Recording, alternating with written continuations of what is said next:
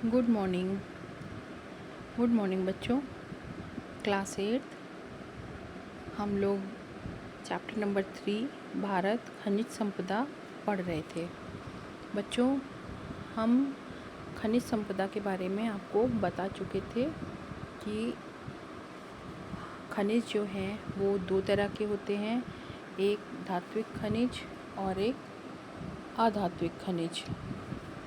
धात्विक खनिज हमने आपको बताया था वो खनिज होते हैं जिनमें धातुएं पाई जाती हैं। ठीक है बच्चों, धात्विक खनिज में से कुछ खनिजों के बारे में हम लोग पढ़ चुके थे, कुछ बाकी थे। जो हमारे बाकी थे उनमें हमारा सोना था। सोना भी हमारा एक धात्विक खनिज है और सोने, चांदी, इन सब से हम सभी परिचित हैं। आप अपनी मम्मी को कान में, गले में सोने के आभूषण पहने हुए देखते हैं, ये सोना वही वाला सोना है। और सोना हमारे देश भारत में कर्नाटक और झारखंड में पाया जाता है। कर्नाटक के कोलार ज़िले में सबसे अधिक सोना हमको प्राप्त होता है। सोना एक बहुमूल्य धातु है जिसका उपयोग हम आभूषण बनाने में करते हैं। इसके अलावा सोने से मुद्राएं भी बनाई जाती हैं, यानी कि हम सोने का प्रयोग मुद्रा के रूप में भी कर सकते हैं। पुराने समय में लोग सोने की मुद्राएं ही बनाते थे आभूषण के अतिरिक्त। जैसे आज हमारे कागज़ के नोट चलते हैं, ऐसे ही तब सोने के सिक्के चलते थे। इसी तरीके से नेक्स्ट धातु हमारी या धात्विक खनिज हमारा है वो है चांदी। चांदी हमारे देश में राजस्थान के उदयपुर में प्राप्त होती है और ये भी आभूषण और मुद्राएं बनाने के काम में आती है।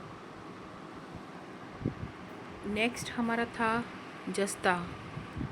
जस्ता राजस्थान ज़िले में, राजस्थान प्रदेश में पाया जाता है।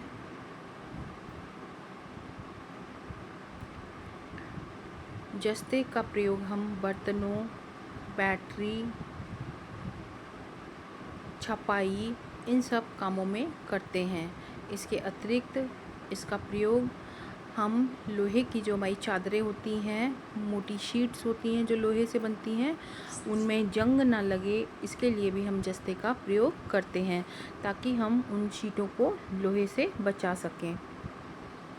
लोहा जो धातु है, हमको धात्विक खनिज में लोहे के बारे में यहाँ पर पढ़ना है। आपके सिलेबस में लोहा, मैग्नीज, बॉक्साइट, इस तरीके की कुछ धातुएं हैं जिनको आपको पढ़ना है। सबसे पहले हम धात्विक खनिज में लोहे के बारे में पढ़ेंगे। लोहे से आप सभी परिचित हैं। आपके घर में लोहे से बनी बहुत सारी चीज़ें होंगी, जैसे अलमारी, स्कूटर, कार, एसी, फ्रिज, ये सारी चीज़ें ऐसी हैं बड़ी बड़ी जिनमें लोहे का इस्तेमाल किया जाता है। इसके अतिरिक्त छोटी सी चीज़ें जैसे मम्मी के किचन में आपका चाकू है, ये सारी चीज़ें भी लोहे से बनी हुई होती हैं।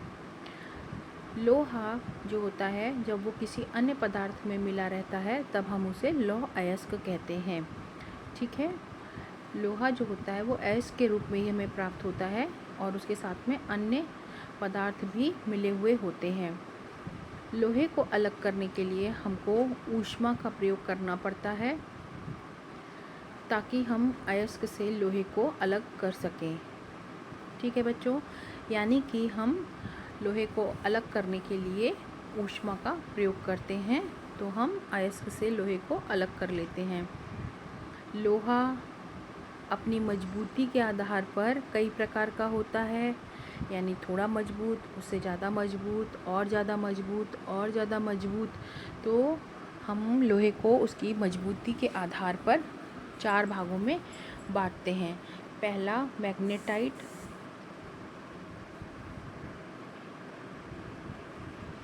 दूसरा हमारा हेमाटाइट, तीसरा लिमोनाइट और नेक्स्ट हमारा है सीडेराइट। ठीक है, ये हमारे 4 प्रकार हैं जिनको कि हमने मजबूती के आधार पर 4 भागों में बांटा है। इसके अलावा विश्व का जितना लोहा होता है पैदा पूरे विश्व में, उसका 1/4 हिस्सा अकेले हमारे भारत में पाया जाता है। ठीक है, यानी कि जितना लोहा होता है उसका हम 4 भाग करें तो उसका 1 भाग हमारे अकेले भारत में मिलता है। भारत के कर्नाटक, झारखंड, उड़ीसा आदि क्षेत्रों में बहुत अच्छी किस्म का यानी कि उत्तम किस्म का लौह मिलता है। वहाँ पर लोहे के भंडार हैं। ये राज्य मिलकर भारत का अधिकांश लोहा उत्पादन करते हैं। ठीक है, कर्नाटक, झारखंड, उड़ीसा ये सारे राज्य मिलकर लौह अयस्क का उत्पादन करते हैं, जिसमें से फिर हम ऊष्मा के द्वारा लौह को प्राप्त कर लेते हैं। हमारा जो देश है यहाँ से लोहा विदेशों में भी भेजा जाता है, जिससे हमें अच्छी खासी विदेशी मुद्रा की प्राप्ति होती है। और जिन देशों को हम लोहे को भेजते हैं यानी कि निर्यात करते हैं, उनमें हमारे चीन, जापान, दक्षिणी कोरिया और पाकिस्तान आदि शामिल हैं। इसके बाद नेक्स्ट आपका आता है बॉक्साइट। आपके घर में एल्युमिनियम के बर्तन चल रहे होंगे, आपने देखा होगा कुकर वगैरह हैं वो एल्युमिनियम से ही बनते हैं।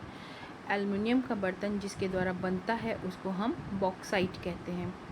बॉक्साइट को हम खानों से निकालते हैं और इसे शुद्ध करने के लिए हम उच्च ताप पर इसको गलाते हैं। जब ये गल जाता है तो शुद्ध होकर इसमें से एल्युमिनियम को छानकर अलग कर लिया जाता है। इस तरीके से हम बॉक्साइट से एल्युमिनियम को प्राप्त करते हैं, यानी कि हमको बॉक्साइट के रूप में एल्युमिनियम प्राप्त होता है, जिसको कि हम उच्च ताप पर गलाते हैं और उसमें से एल्युमिनियम को हम अलग कर लेते हैं, जिसका उपयोग हमारे बर्तनों को बनाने में किया जाता है। एल्युमिनियम बहुत हल्का होता है और मजबूत होता है, लोचदार होता है, यानी कि वो आसानी से मुड़ जाता है और साथ ही इसके वो चमकदार भी होता है और हमारे लिए बहुत उपयोगी होता है। ठीक है, आप बर्तनों के अतिरिक्त हम एल्युमिनियम से वायुयान, विद्युत तार, मशीन के कलपुर्जे, फर्नीचर, वाहन आदि का उपयोग कर सकते हैं, यानी कि एल्युमिनियम के द्वारा हम इन सब का निर्माण कर सकते हैं। नेक्स्ट हमारा मैग्नीज़ है। मैग्नीज़ का उपयोग लौह इस्पात यानी कि स्टील बनाने में और ब्लीचिंग पाउडर, शुष्क बैटरी, चमड़ा, शीशा, माचिस आदि उद्योगों में किया जाता है। इन उद्योगों के लिए हम मैग्नीज़ का प्रयोग करते हैं। मध्य प्रदेश तथा महाराष्ट्र राज्य से सबसे अधिक मैग्नीज हमारे देश को प्राप्त होता है। कुल उत्पादन का लगभग 1/4 हिस्सा मैग्नीज जापान, ग्रेट ब्रिटेन, संयुक्त राज्य अमेरिका, जर्मनी, फ्रांस आदि देशों को निर्यात किया जाता है, यानी कि हमारा जो भी उत्पादन होता है उसका 1/4 हिस्सा हम इन देशों को निर्यात कर देते हैं। अब धात्विक खनिज के बाद बारी आती है अधात्विक खनिज की। अधात्विक खनिज हमने आपको बताया था वो खनिज होते हैं जिनमें धातु की मात्रा नहीं होती है, जैसे प्राकृतिक गैस, खनिज तेल एवं कोयला आदि जो भी हमें जलाने के लिए उपयोग में आते हैं, या इसके अतिरिक्त भी कोई ऐसा पदार्थ जो कि हमें जलाने में काम आता है वो उपयोगी है। जैसे गैस की सहायता से हम जुड़ाई का कार्य आदि भी करते हैं। ठीक है, प्राकृतिक गैस का उपयोग हम जुड़ाई के कामों में यानी वेल्डिंग के कामों में करते हैं। तो ऐसे जो भी पदार्थ हैं जो जलाने के काम में या अन्य किसी और काम में प्रयोग किए जाते हैं उनको हम अधात्विक पदार्थ कहते हैं। अभी हमने धात्विक पदार्थ के बारे में पढ़ा था, अब हम अधात्विक पदार्थ जो कि हमारे देश में बहुतायत में मिलते हैं उनके बारे में देखते हैं। अब्रक जो है वो आंध्र प्रदेश, राजस्थान और झारखंड से प्राप्त किया जाता है। इसका उपयोग हम बिजली के उपकरण बनाने में, तार बनाने में, वायुयान, कंप्यूटर, लालटेन की चिमनियाँ, चश्मे और उच्च ताप की भट्टियों आदि में इसका उपयोग हम करते हैं। नेक्स्ट, संगमरमर। संगमरमर हमें मध्य प्रदेश और राजस्थान से प्राप्त होता है। इसका प्रयोग हम सुंदर और कीमती मूर्तियों और इमारतों को बनाने में करते हैं। नमक। नमक से आप सभी परिचित होंगे। नमक झारखंड, हिमाचल प्रदेश, गुजरात, तमिलनाडु, उड़ीसा, महाराष्ट्र, आंध्र प्रदेश, केरल आदि राज्यों में पाया जाता है। साथ ही हिमाचल प्रदेश से हमें सेंधा नमक प्राप्त होता है। हमने आपको बताया था सेंधा नमक हमें चट्टानों से प्राप्त होता है। सेंधा नमक वही नमक है जिसका प्रयोग व्रत में खाने में किया जाता है। नमक का उपयोग जीव जंतुओं के भोज्य पदार्थों तथा रासायनिक क्रियाओं में किया जाता है। चूना पत्थर। चूना पत्थर हमको राजस्थान, मध्य प्रदेश, आंध्र प्रदेश, गुजरात, कर्नाटक, छत्तीसगढ़ आदि से प्राप्त होता है। इसका उपयोग हम सीमेंट के उत्पादन में, लौह इस्पात में, उद्योग उर्वरक में और रासायनिक उद्योग में करते हैं। हीरा। हीरे से आप सभी लोग परिचित हैं। हीरा बहुत बेशकीमती होता है। ये हमें हमारे देश में मध्य प्रदेश के पन्ना ज़िले में मिलता है। कीमती पत्थर है। इसका उपयोग हम आभूषणों और औद्योगिक कार्यों में करते हैं। बच्चों, ये हमारे आध्यात्मिक पदार्थ थे। अब अभ्रक के बारे में थोड़ा सा डिटेल में जानेंगे। अभ्रक जो है वो अत्यंत ही हल्का, चमकीला, सफ़ेद, काला तथा हल्के गुलाबी रंग में होता है।